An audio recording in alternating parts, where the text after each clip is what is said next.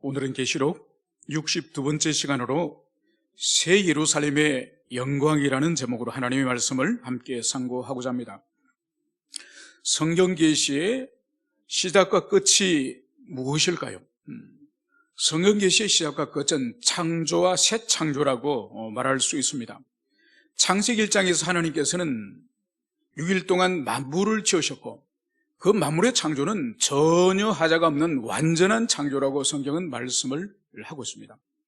그리고 창세기 2장에서는 그 완전한 피조된 그 창조 세계에 도대체 누가 살 것이며, 그리고 그 사는 존재들 가운데서도 절정을 이루는 하나님의 형상을 가진 사람과, 그리고 그 사람이 거주할 바로 에덴 동산에 대해서 2장에서는 집중적으로 계시를 하고 있습니다.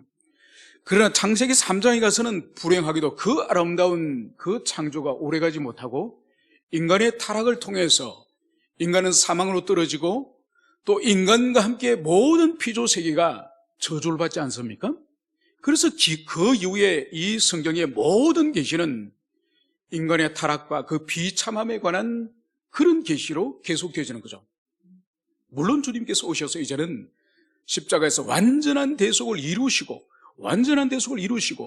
이제 구원의 길을 열어주셨습니다만, 그래서 지상에 교회를 세우셨습니다만, 그러나 그것은 또한 본격적인 영적 전쟁이 시작된, 교회로 하여금 이제는 사단의 세력과 싸우게 하는 그 교회의 시대인 것을 볼 수 있습니다. 그리고 이 계시의 마지막, 이제 드디어 계시록 21장에 가면은 먼저 하나님께서 지으셨던 그 아름다운 창조 세계가 이제는 저주를 받아서 함께 신음하고 고통하고 있는 그 창조 세계가 어떻게 새롭게 변신하는지, 그래서 주님께서는 예전 것은 다 이제는 찾아볼 수 없을 정도로 완전히 새롭게 주님께서 만물을 지지 않습니까? 그러고 나서 그 새롭게 지어진 그 창조 세계, 그 세계 가운데에 이제 새롭게 존재하게 될, 새롭게 살게 될 존재에 대해서 이제 21장 이후로 말씀을 하고 있으니, 그것이 바로 하늘에서 내려온 새 예루살렘성인 거죠. 그래서 이 계시록 21장과 22장은 만물이 새롭게 어떻게 피조될 것인지 새 창조에 대해서 말씀하시고, 그 새 창조의 중심에 살게 될 이제 승리한 천상의 교회에 대해서 이제 계시를 하는 거죠. 그래서 우리가 지난주까지는 이제 새 창조에 관해서 우리가 살펴봤다고 한다면은, 오늘은 드디어 이 새 창조의 중심을 이루는 바로 승리한 천상의 교회, 새 예루살렘 성에 대해서 이제 오늘부터 살펴보도록 하겠습니다. 요한은 이제 환상을 계속적으로 보고 있습니다. 오늘 9절에서는 7 대접을 가지고 마지막 7 재앙을 담은 7 천사 중 하나가 나와서 내게 말하여 이르되 이리 오라. 내가 신부 곧 어린 양의 아내를 내게 보이리라. 먼저 오늘 요한은 우리에게 어린 양의 이 신부를 보여주겠다고 말하는 이 천사가 누군지, 요한에게 지금 계시를 보여주겠다고 하는 이 천사가 누군지, 그 신부를 오늘 여기서 말씀을 하고 있습니다. 그 천사가 바로 누구죠? 3대 7중 재앙의 마지막 번째 7 대접 심판을 시행하였던 그 7 천사 중에 한 천사가 오늘 요한에게 오늘 이 계시를 오늘 말씀하는 것입니다. 그 계시의 내용이 바로 뭐죠? 이리 오라. 내가 신부 곧 어린 양의 아내를 내게 보이리라. 오늘 이 천사가 요한에게 보여주는 것은 다른 것이 아니라 바로 신부, 어린 양의 아내를 이제 이 요한에게 보여주겠다, 이 말씀을 여기서 하고 있습니다. 여러분, 이 천사는 과거에도 요한에게 중요한 계시를 보여줬습니다. 이 천사가 과거에 어떤 계시를 이 요한에게 보여줬겠습니까? 그것은 바로 계시록 17장 1절에 가면은 7 대접을 가진 7 천사 중 하나가 와서 내게 말하여 이르되 이리로 오라. 많은 물 위에 앉은 큰 엄녀가 받을 심판을 내게 보이리라. 바로 큰 성 바벨론, 엄녀 바벨론이 심판당하고 멸망당할 것을 바로 오늘 새 예루살렘 성 어린 양의 아내를 보여주겠다고 하는 이 천사가 엄녀 바벨론이 멸망하는, 심판당하는 그것도 요한에게 보여주었음을 17장 1절에서 그것을 말씀을 하고 있습니다. 그러면서 오늘 천사가 요한에게 보여주려는 것이 무엇인가요? 신부 곧 어린 양의 아내. 오늘 천사는 오늘 이중적으로 단어를 사용하고 있습니다. 신부라 말하기도 하고 또 그 신부가 곧 어린 양의 아내다. 이렇게 이중적으로 말씀을 하고 있는 거죠. 여러분, 신부는 신랑과 대비되는 그런 개념입니다. 그러니까 혼인 예식을 하기 직전에 보통 신랑 신부라 부르지 않습니까? 그래서 결혼식을 할 때 신랑 신부라 부르고 결혼식이 끝나면은 이제 어떻게 부르죠? 남편과 아내입니다. 그죠? 그래서 신랑 신부의 개념은 결혼하기 직전에 부르는 호칭이고 이제 아내는 남편과 대비되는 개념으로서 결혼한 이후의 호칭인 거죠. 여러분, 이것은 우리가 이미 여러 번 살펴봤던 것처럼 팔레스타인 지방의 혼인 풍습과 관련되는 그 용어를 지금 요한이 사용하고 있음을 볼 수 있습니다. 그러니까 남녀가 이제 결혼하기로 정혼식을 하지 않습니까? 정혼식을 하고 나서 바로 우리나라 결혼식처럼 동거에 들어가는 것이 아니라 말씀드렸죠. 그래서 그 사람들은 한 1년 정도 별거를 하지 않습니까? 별거를 하더라도 법적으로는 이미 혼인한 부부로서의 그런 법률적인 지위가 이미 있는 것이죠. 그래서 만약 정혼을 하더라도 이혼을 하려고 할 때는 법적인 절차를 밟아서 이혼을 할 수 있는 거죠. 그렇지만은 이제 이 1년 동안 별거해 있으면서 이 남편 되는 사람과 아내 되는 사람이 각자의 사명이 있습니다. 그죠? 남편은 정혼을 하였지만은 결혼식을 하기까지 약 1년 정도 동안에 무엇을 한다고 우리가 배웠습니까? 남편은 무엇보다도 이 신부와 함께 살 집을 마련하는 거예요. 자기 아버지 집 옆에 또 새로운 집을 지어가지고 아내를 맞이할 그 집을 준비하는 거죠. 그래서 예수님께서도 하늘로 올라가시는 것을 이제 내가 너희를 위하여 처소를 예배하러 가노라, 집을 예배하러 가노라. 그러니까 우리 예수님이 신랑이고 우리가 이 지상에 기다리고 있는 우리가 신부라는 그 관념으로 우리 주님께서 다른 것이 아니라 집을 준비하러, 처소를 준비하러 간다. 이 말씀을 주님이 하시는 거죠.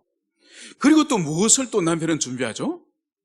그러니까 혼인 예식을 하면은 일주일씩이나 합니다. 우리처럼 뷔페 식당에서 밥 한 끼 먹고 가는 것이 아니라 일주일간을 계속 먹고 자고 그 집을 떠나지 않기 때문에 여러분 얼마나 많은 양의 음식과 비용이 들겠습니까? 이것을 신랑이 준비하는 거죠. 그리고 신부는 이제 무엇을 그 한 1년 동안 무엇을 준비합니까? 신부는 무엇보다도 그 남편의 집안에 풍습을 이해해야 되겠죠. 그죠? 그 시대의 어른들이나 그 남편이 어떤 배경과 어떤 환경에서 자랐는지 그 풍습을 잘 이해해야 결혼 생활이 원만하지 않겠습니까? 그 다음에 또 신부가 준비해야 될 것이 뭐죠? 가장 중요한 거 바로 최고의 준비는 무엇보다도 정결함, 순결함을 준비하는 것이 가장 중요하죠. 그래서 이 신랑이 와서 신부를 아내로 맞이해서 첫날 밤을 지내고 나서 그 다음날 아침에 일어나서 신랑이 무엇을 말한다고 그랬습니까? 신부는 정결하더라.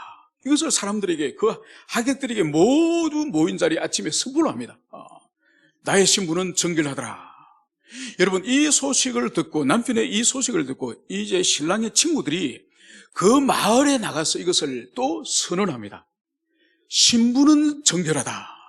이것을 온 동네 다니면서 그 신부의 순결함을 그것을 알리는 거죠.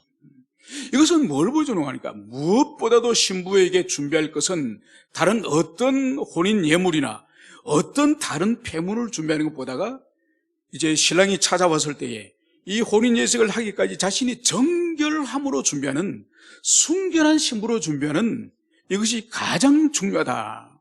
이것을 보여주는 거죠. 여러분, 이것은 교회된 우리 자신들, 재림하시는 주님을 맞이할 우리 자신들이 어떤 성도의 삶을 이 지상에서 살아야 될지 그것을 정확하게 보여주는 거죠.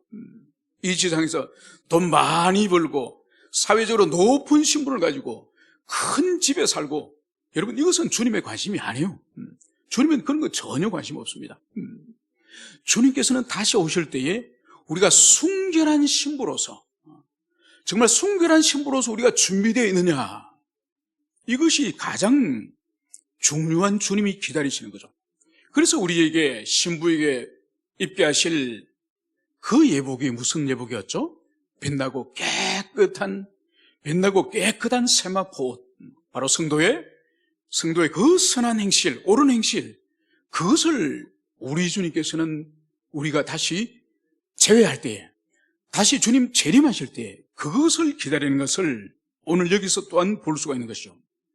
이제 10절에서는 성령으로 나를 데리고 크고 높은 산으로 올라가 하나님께로부터 하늘에서 내려오는 거룩한 성 예루살렘을 보이니, 오늘 천사는 성령으로 오늘 요한을 데리고 갔음을 볼 수 있습니다.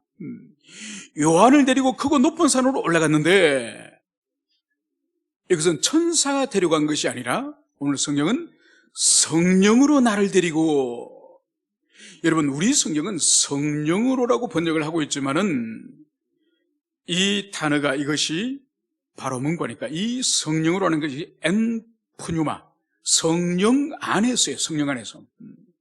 여러분 이것은 이 17장에서도, 이미 살펴본 17장에서도 이 천사가 요한을 데리고 엄녀 바벨론이 심판당하는 걸 보여주기 위해서도 그때도 엔푸뉴마, 성령 안에서 요한을 데리고 광야로 데려갔습니다.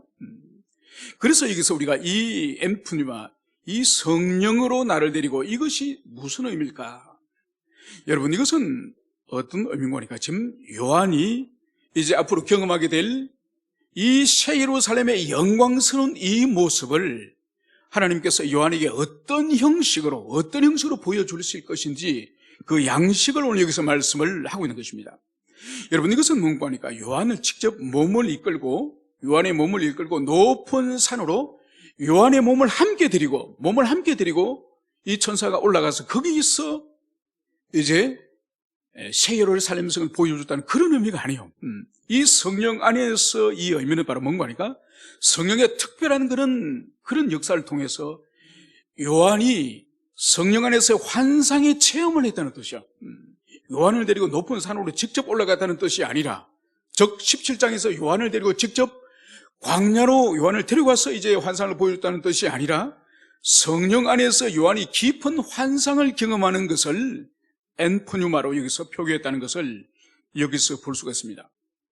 그리고 여기서 오늘 요한을 데리고 올라간 이곳을 크고 높은 산이라고 오늘 성경은 말씀을 하고 있습니다. 그러니까 하늘로부터 하나님께로 내려오는 그 새 예루살렘을 보기 위하여서 이 지상에서 보는 것이 아니라 요한을 이제 마치 높은 산에 올라간 것처럼 그런 환상의 경험을 하게 됐는데, 이 크고 높은 산은 그 의미가 뭘까요? 이것은 우리가 구약의 이제 빛을 볼 필요가 있습니다. 에스겔서 40장 20절에 에스겔 선지자가 이제 성령님에 의해서 지극히 높은 산에 올라가는 장면이 나옵니다. 이것은 뭔가 하니까 이제 예루살렘이 황폐화되고 이스라엘 백성들이 이제는 포로로 끌려갔다가 이제 70년이 지난 이후에 돌아오지 않습니까?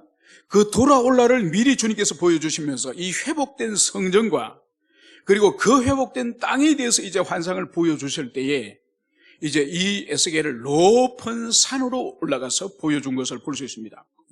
그리고 출애굽기 19장에 가면은 모세는 높은 시내산에 올라가서 율법을 받고 하나님을 대면하고 그곳에서 하나님을 만나는 그 은혜의 역사가 있었음을 볼 수 있습니다. 그래서 여기서 이제 이 크고 높은 산의 의미라고 하는 것은 바로 하늘에서 하나님께로 내려오는 그 거룩한 성 예루살렘을 이제 보기에 관망하기에 적당한 장소로 크고 높은 산의 의미도 있지만은, 그러나 오늘 여기서 출애굽기라든지 에스겔서에 등장하는 것처럼 이것은 하나님의 묵시적 특성, 바로 높은 곳에서 신적인 그 계시를 경험하는 그런 묵시적 특징이 여기 있음을 우리가 이해를 해야 될 것입니다. 이제 천사가 요한에게 보여준 것이 무엇인가요? 그것은 바로 하나님께로부터 내려오는 거룩한 성 예루살렘을 보여주었다고 오늘 성경 말씀을 하고 있습니다. 여러분 여기서 이제 예루살렘을 수식하는 이 단어가 뭔가요? 거룩한 성.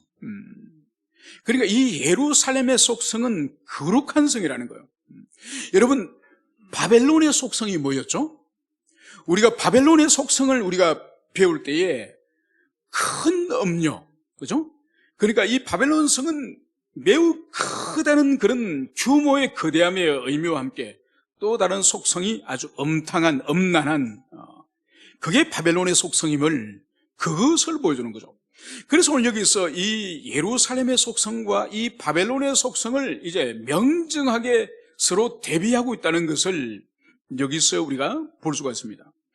여러분, 음녀 바벨론의 속성은 우리가 17장과 18장에서 본 것처럼 아주 화려했습니다.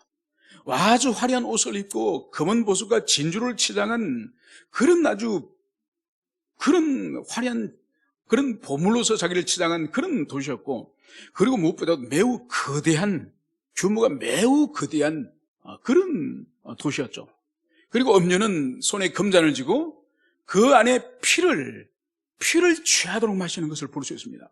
그래서 얼마나 무자비한지, 얼마나 폭력적인지, 거칠은지 그것을 볼 수 있는 거죠. 거기와 대비하여서 오늘 이 하늘에서 내려오는 이 예루살렘 성은 오늘 거룩한 성이다, 이것을 여기서 말씀을 하고 있습니다. 여러분, 거룩하다는 이 의미는 이 카도시, 이것은 거룩은 하나님의 속성이죠. 그래서 하나님의 속성이기 때문에 하늘로부터 하나님께로 내려오니 그 예루살렘 성 또한 거룩한 것은 지극히 당연한 일이겠죠. 여러분, 이것은 오늘날 교회된 우리들에게 하나님이 원하시는 우리의 속성이, 아버지의 속성이 거룩하신 것처럼 우리 또한 거룩하기를 주님께서는 간절하게 바라시는 것을 볼 수 있습니다. 여러분, 그래서 이 땅에서 진정으로 그 사람이 구원을 받았다고 한다면은 그 사람에게 이제는 최고의 사명은 뭐냐? 거룩의 사명, 거룩의 사명. 여러분, 이 거룩의 사명은 이것은 세상과 싸우는 것이고 죄성과 싸우는 것이고, 그리고 무엇보다도 우리의 모든 악의 근원인 사단의 세력과 싸울 수 있는 이 능력이 바로 이 거룩인 것이죠. 그래서 우리에게 이 거룩의 본성, 이 거룩의 본성을 우리가 소유하는 일과, 그리고 이 거룩의 본성이 더욱더 강력해지고 커질 수 있도록, 그래서 죄와 그 사망의 권능은 우리 안에서 거의 죽은 것처럼 그렇게 우리 인생을 살아야 되는 거예요. 여러분, 이것은 가변적이에요, 가변적. 그래서 우리가 하나님의 은혜의 방편에 참여하고 그분의 사랑과 은혜를 경험할 때는 거의 죄는 죽은 것처럼, 무기력하게 죄는 죽은 것처럼 그렇게 우리 안에 존재하지만은, 그러나 우리가 하나님을 떠나고 은혜로부터 우리가 멀어질 때에 죄는 왕성하여서 거의 우리를 지배하는, 그래서 하나님의 은혜가 거의 죽은 것처럼 그렇게 우리의 영적인 상황이 반전되는 거죠. 그래서 우리로 하여금 어떤 사람이든지 자기는 이미 섰다, 나는 이미 온전한 경건과 온전한 이 거룩을 이루었다, 여러분, 이렇게 말할 사람은 이 지상에 아무도 없는 거예요. 그래서 심지어 사도 바울조차도 그 인생의 말년에도 자신이 사망에 떨어졌음을, 자신이 죄의 지배 아래 있음을 그가 로마서에서 고백하지 않습니까? 바울이 그렇게 고백할 정도로, 바울이 내가 죄인 중에 내가 괴수다, 이렇게 고백할 정도로 이 지상의 거룩과 경건에서 완성됐다고 말할 수 있는 사람은 아무도 없는 거예요.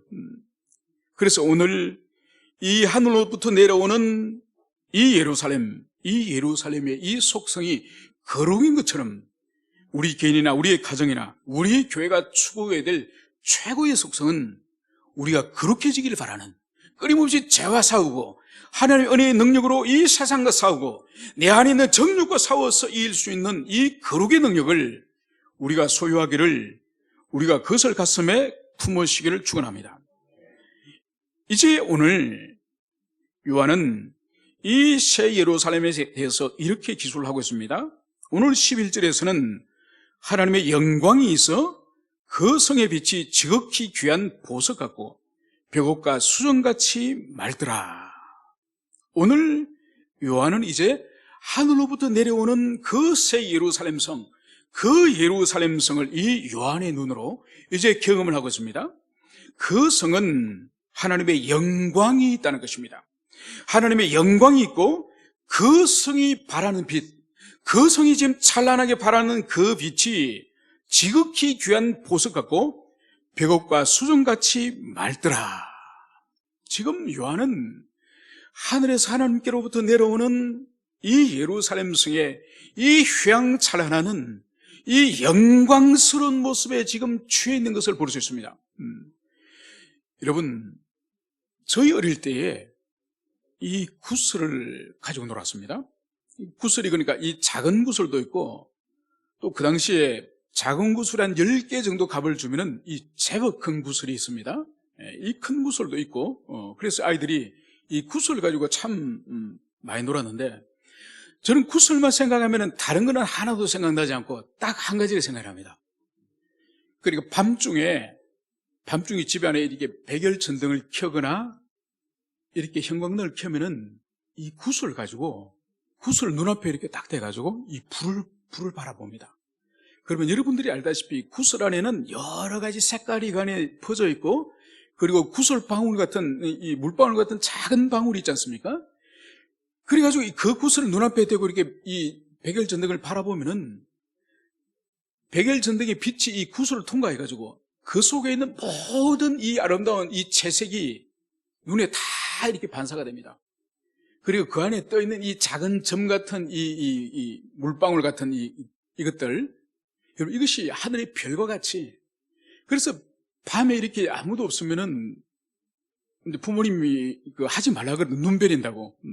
근데 그걸 가지고 구슬을 가지고 눈에 대가지고 이렇게 불빛만 바라보고 있으면은 천국이에요, 천국.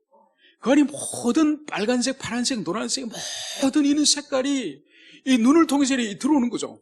그리고 작은 이 물방울 같은 이런 것들이 하늘의 별처럼 이렇게 막 떠다니면서 얼마나 아름다운지 몰라요. 저는 그 구슬을 보면서 생각한 게, 야, 보물이 이렇게 빛나면은 보물이 이렇게 귀하구나. 여러분, 오늘 하늘에서 내려오는 이 새 예루살렘 이 성이 하나님의 영광으로 찬란한 거예요. 그 영광의 찬란한 그것이 오늘 빛으로 오늘 드러났는데, 그것이 귀한 보석 같고 벽과 수정같이 오늘 맑은 빛을 발하는 것을 오늘 여기서 볼 수 있습니다. 오늘 요한은 하늘에서 내려오는 이 예루살렘 성이 얼마나 황홀하게 얼마나 아름다운지 오늘 자신이 경험한 것을 오늘 보석과 같다, 이렇게 오늘 표현을 하고 있습니다. 여러분, 그러면 여기서 먼저 하나님의 영광이 이제 그 예루살렘 성에서 발하였는데, 이 하나님의 영광의 의미를 잠깐 살펴보도록 하겠습니다. 이 영광이라는 것은 이 헬라어에서는 이 독사라고 부르는데, 이 구약 히브리어의 성경에서는 이것을 카보드라고 그렇게 불립니다. 이 독사, 이 카보드, 이 영광은 성경에서는 이 세 가지의 영광을 들 수가 있습니다. 첫 번째는 본체적 영광이요. 이 본체적 영광은 하나님 자신의 영광이요. 이것은 우리 피조물 인간은 볼 수도 없고 느낄 수도 없는 거예요. 오직 이것은 하나님만이 소유하고 있는 그 영광이죠. 이것은 절대로 인간들이, 피조물들이 그 본체적 영광을 훼손시킬 수도 없고 본체적 영광에 뭔가를 더할 수도 없는 그런 영광이죠. 마치 이런 것과 같죠. 지금 장마철에 아무리 비가 많이 내리더라도 이 비행기가 높이 치솟아 오르면은 검은 구름층을 뚫고 올라가면은 위에는 찬란한 빛이, 태양이 빛나고 있습니다. 이것처럼 이제 구름 안에서는 천둥을 치고 번개를 치고 이제는 장맛비가 아무리 내리더라도 이 구름을 뚫고 올라가면은 변함없이 지금도 하늘에는 찬란한 태양이 빛나고 있는 거죠. 마치 이것처럼 이 지상의 피조물들이 아무리 어떻게 하나님을 모욕하더라도 하나님의 본체적 영광에는 전혀 영향을 미칠 수 없는 하나님 자신의 영광을 본체적 영광이라고 부릅니다. 두 번째로는 발산적 영광을 우리가 생각해 볼 수 있는데, 이것은 뭔가 하니까 본체적 영광이신 하나님께서 이 지상에 있는 우리 인생들에게 우리가 경험할 수 있도록 드러내는, 표현하는 영광이 바로 이 발산적 영광인 것을 볼 수 있습니다. 여러분, 이것은 시내산에서 이제 모세가 성막을 이제 다 완성을 하지 않습니까? 성막을 모두 완성한 출애굽기 4장에 가면은 드디어 성막을 만들기를 완성하며 하면서 이제 이 성막 위에 하나님의 영광이 이제 쏟아지면서 거기에 구름이 이제 감히 사람이 접근할 수 없는 엄청난 빽빽한 구름이 이제 성막 위에 임하였음을 보여주는 거죠. 그리고 열왕기상에 가면은 이제 솔로몬이 이제 하나님의 성전을 여러 해 동안 성전을 이제 만들지 않습니까? 그리고 그것을 모두 이제는 다 짓고 그 완성한 성전에 이제 하나님께 봉헌식을 올리죠. 그 봉헌식, 봉헌제사를 드릴 때에 하늘로부터 이제 하나님의 영광이 임하지 않습니까? 그래서 그 연기와 그 영광의 빛이 얼마나 강렬했으면은 그 하나님의 성전에 있던 모든 사람들이 땅에 엎드려서 하나님 앞에 부복하지 않습니까? 그러니까 이 발산적 영광의 의미는 바로 뭔가 하니까 그 처소에, 그 장소에 지금 하나님이 임재해 계신다고 하는, 하나님이 와 계신다는 증거로서 이 발산적 영광이 드러나는 거죠. 마지막으로 효과적 영광이 있습니다. 이것은 뭔가 하니까 하나님께서 당신의 본체적인 영광과 당신이 그 자리에 계심을 발산적 영광으로 드러낼 뿐만 아니라 더 나아가서 당신의 피조물들에게, 특별히 당신의 형상을 가진 사람들에게 하나님께서 이 하나님의 영광을 이제 분유하는, 담지하는 그런 은혜를 주님이 허락해 주시는 거죠. 여러분, 이것은 출애굽기에 보면은 모세가 하나님께 이제 당신 자신에게 이제 하나님의 얼굴을 보여달라고 요청하지 않았습니까? 그런데 하나님은 모세에게 얼굴을 보여주실 수 없는 거죠. 왜냐하면 하나님의 얼굴을 보고 살 자가 없을 거기 때문에. 그래서 모세에게 이제 당신이 지나가실 때에 그 영광의 이제 등을 보여주시겠다, 이 말씀을 하지 않았습니까? 그래서 시내 산에서 모세가 하나님을 만나고 내려왔을 때에 모세의 얼굴이 어떻게 됐죠? 모세의 얼굴이 이제 광채가 나게 됐습니다. 빛이 나게 됐습니다. 그래서 사람들이 모세를 만나는 것을 두려워하여서 모세가 얼굴에 수건을 대고 얼굴에 수건을 가리고 이제 사람들을 만나지 않았습니까?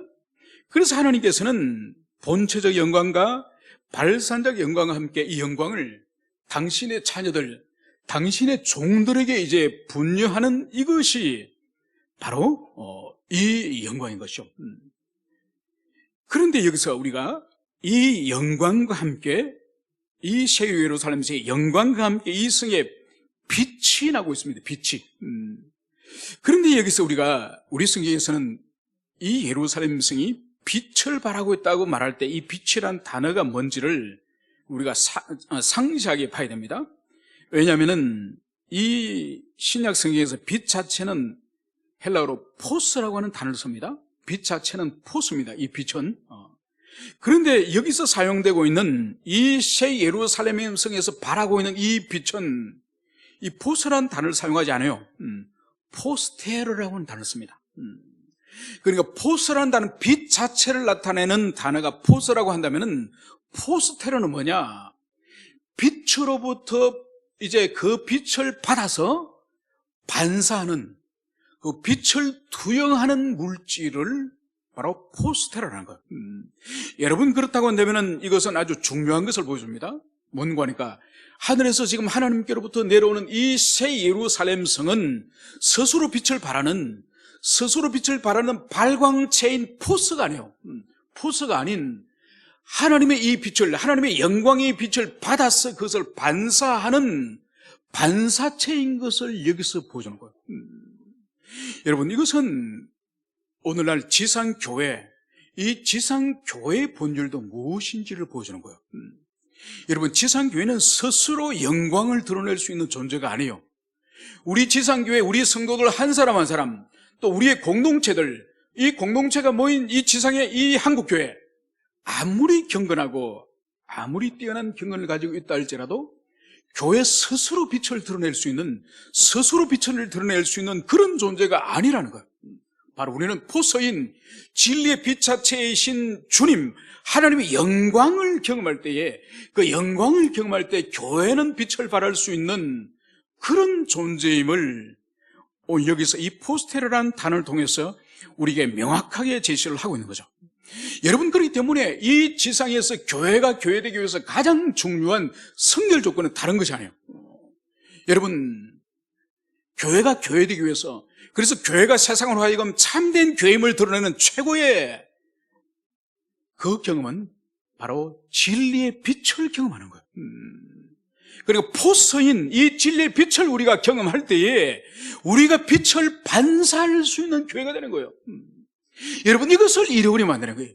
여러분, 현대교회에 와서 교회들이 규모가 커지고 교회 예산이 많아지고 많은 사역을 하면서 여러분, 오늘날 교회 안에서 복지관도 짓고 문화사역도 하고 그 교회에 엄청난 예산을 사용하면서 이 세상 사람들의 편리와 이 세상 사람들에게 선행을 보여주기 위한 그런 교회 사역이 얼마나 많습니까, 여러분?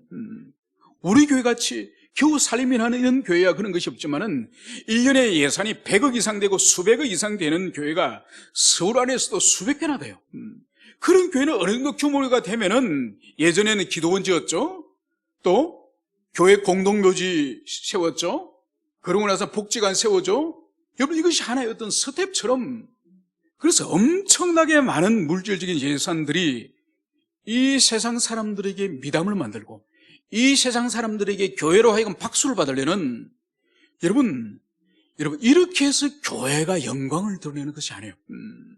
여러분, 교회가 영광을 드러내는 것은 이 지상에 유일하게 이 포서인 이 진리의 빛을 교회가 경험할 때에, 그 진리의 빛을 경험할 때에 비로소 교회가 세상을 향해서 교회됨을 드러내는 거예요.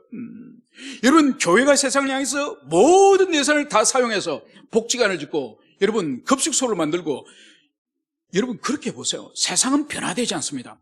교회가 주는 것을 받아나 먹겠죠.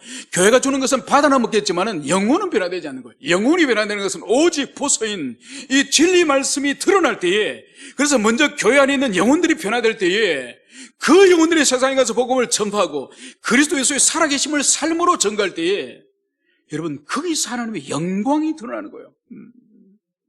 그래서 우리들에게 있어서도 이것을 가슴 깊이 새게 되는 거예요.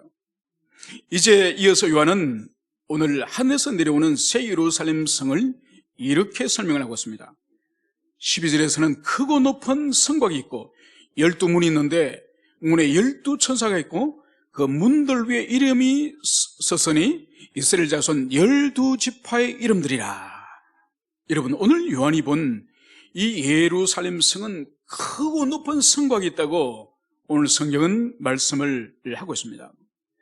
여러분, 성이 자그마한, 아주 키가 낮은 자그마한 성곽이 아니라 아주 크고 높은 성곽이 있다고, 그것을 여기서 말씀을 하고 있습니다.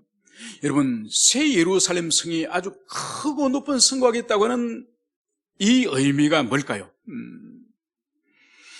여러분, 근대에 와서 대포가 발명되기 전까지만 하더라도 동서고금을 막론하고 한 나라가 전쟁을 함에 있어서 가장 소중히 여기는 전쟁의 두 기술이 있습니다. 그 두 기술이 뭔가 하니까 성을 쌓는 축성술이에요.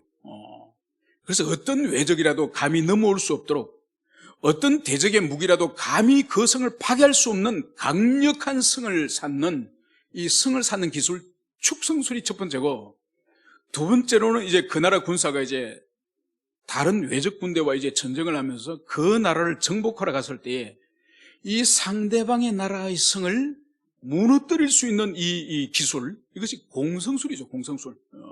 그래서 성을 무너뜨리기 위해서 고대시대 때 보면 얼마나 많은 기술과 무기들이 발명되지 몰라요. 이것이 이제 대포를 개발하면서 완전히 이제 끝나버렸죠. 그래서 고대시대 때 유럽이나 동양이나 어디를 가더라도 이 성을 견고하게 지으려고, 유럽에 지금 남아있는 그런 성들 보면 얼마나 웅장하고 크게 지었습니까? 독일이라든지 영국이라든지, 여러분 거기 보면 어마어마한 그런 성을 지었죠. 여러분 자금성을 보십시오. 중국 자금성은 그 엄청난 그 면적 안에 나무가 한 포기도 없습니다. 여러분, 왜 자금성에 나무 한 그루도 없을까요? 자객들이 그 나무를 의지하여 숨지 못하게 하기 위해서, 그래서 안전을 위해서 모든 나무를 다 베어버린 거죠. 그리고 자금성 그 바닥에는, 그 땅바닥에는 흙이 아니에요. 그 땅을 파가지고 거기에 이 큰 반석 같은 돌을 몇 층으로 쌓았습니다. 그래서 굴을 파고라도 이 적들이 쳐들어오지 못하도록 그렇게 땅을 큰 돌을 심어가지고 그리고 그 위에 성을 만든 거죠. 이렇게 성을 견고하게 만드는 것이 이 왕국의 안정이라고 생각하기 때문에 오늘 여기서도 이 하늘에서 하나님으로부터 내려온 이 성이 오늘 크고 높은 성이다. 이것은 뭔가 하니까 이 장차 성도들이 갈 이 새 예루살렘 성, 이 성이 하나님의 언택에 의해서 견고하게 보호되어지고 견고하게 보존되어지는 안전한 성이라는 의미가 오늘 크고 높은 성이다. 오늘 이 의미가 오늘 여기서 있는 것입니다. 그러면서 오늘 이 성곽에 관해서 오늘 동쪽의 세문, 이제 북쪽의 세문, 그리고 남쪽의 세문, 서쪽의 세문, 그래서 이 성, 이 예루살렘 성에 둘러싸고 있는 12문이 있는데 동서남북 같이 각각 이 세 문이 여기 있음을 여기서 볼 수 있습니다. 여러분, 이 사방을 의미하는 이 동서남북, 이 사방에 12문이 있다고 하는 이 의미는 뭘까요? 여러분, 이것은 뭔가 하니까 이 사방 동서남북은 지상의 모든 이 방위를 의미하는 거죠. 그죠? 그래서 이 방위와 함께 더 나아가서 지상의 모든 인생을, 이 지상 전체를 의미하는 것이 이 동서남북에 있는 것이죠. 그래서 이 동서남북으로 문이 다 열려있는, 그것도 12문이 열려있다고 하는 이 의미는 이 지상의 모든 나라와 민족과 열방이 이제 이 새 예루살렘 성으로 들어올 수 있도록 이 문들이 열려있음을, 그것을 여기서 보여주고 있습니다. 여러분, 구약의 이스라엘 백성들에게 있어서는 구원의 길이 오직 여호와의 언약의 백성들, 히브리인들에게만 구약에 이제 하나님 앞으로 나올 수 있도록 허락이 됐지 않습니까? 그런데 우리 주님이 오시고 성령이 강림한 이후로는 모든 민족, 남녀노소 차별 없이 이제 오직 믿음으로 신앙 고백하는 그 사람들에게는 이 새 예루살렘으로 들어올 수 있도록 이 사방으로 12개의 문이 열려 있음을, 그것을 여기서 보여주고 있습니다. 그리고 더 나아가서 이 문들 위에 이름이 써져 있습니다. 그 이름이 바로 이스라엘 자손 12지파의 이름이 이 성문의 대문 위에 써져 있습니다. 그리고 오늘 14절에서는 그 성의 성곽의 12기초석 위에 어린 양의 12사도들의 이름이 기록이 된 것입니다. 여러분, 그러면서 이 예루살렘 이 성문과 이 성을 떠받들고 있는 이 기초석에 12지파의 이름과 또 12사도의 이름이 기록됐다고 하는 이 의미가 뭘까요? 바로 이것은 이 하늘에서 내려온 이 거룩한 성 예루살렘 성은 바로 구약의 이 교회, 구약의 교회와 이 신약의 교회, 모든 이 지상의 하나님의 언약의 백성들, 하나님의 자녀들이 모두 이 새 예루살렘 성에 거하는 바로 신구약의 교회가 이 예루살렘 성에 거한다는 것을 여기서 보여주는 거죠. 여러분, 이것은 우리에게 큰 기쁨과 큰 소망을 우리에게 보여줍니다. 여러분들은 이 지상에 8, 90년을 우리가 살면서 8, 90년을 사면서 오늘날 현대인들이 이 도시 저 도시, 이 나라 저 나라, 이 교회 저 교회를 다니지만은 우리가 신앙생활을 이 지상에서 한 4, 50년을 하겠죠? 4, 50년을 신앙생활을 하다가 우리가 만나면은, 교제하면은 그 교제하고 만나는 성도들이 제한이 되어 있지 않겠습니까? 몇 천 명, 몇백 명 교제하는 것은 쉽지 않습니다. 여러분들이 지금까지 신앙생활을 하더라도 여러분들이 가깝게 교제할 수 있는 사람들이 아마 수십 명이 넘지 않을 겁니다. 안면이 있고 얼굴은 알겠지만은 그렇게 친밀하게 이 영혼과 마음과 진리를 같이 나눌 수 있는, 기도 제목을 나눌 수 있는 그런 사람들은 아마 얼마 되지 않을 겁니다. 이게 우리가 지상에서 경험하는, 지상에서 교통하는 이 지상교회의 한계예요. 그런데 오늘 성경은 이 예루살렘 이 성이 바로 구약의 교회와 그리고 신약의 교회와 이 모든 교회가 이 예루살렘 성 안에 있을 것을, 그것을 보여주는 거예요. 여러분, 그래서 우리가 이 예루살렘 성에 장차 들어갔을 때에 여러분, 여기서 우리는 성경 속의 모든 하나님의 사람과 교회 시대 속의 모든 사람과 또 우리와 함께 지냈던 모든 사람들을 이곳에서 다 만나는 거예요. 여러분은 아담과 하와를 만나보기를 여러분 마음으로 소망하지 않았습니까? 여러분은 노아 방주를 만들었던 노아의 가족과 노아를 만나고 싶지 않았습니까? 여러분은 먼 고향을 버리고 이제 하나님이 약속하신 땅을 찾아서 온 아브라함을 여러분 만나고 싶은 적이 없었습니까? 그리고 그의 아들 이삭을, 그의 또 아들 야곱을 여러분 만나고 싶은 적이 없었습니까? 여러분은 모세를 그 하나님의 사람으로서 평생을 헌신하다가 가나안 땅을 보지도 못하고 죽은 그 모세를 만나고 싶었던 생각은 없습니까? 또 다윗을 여러분 만나고 싶은 생각 없었습니까?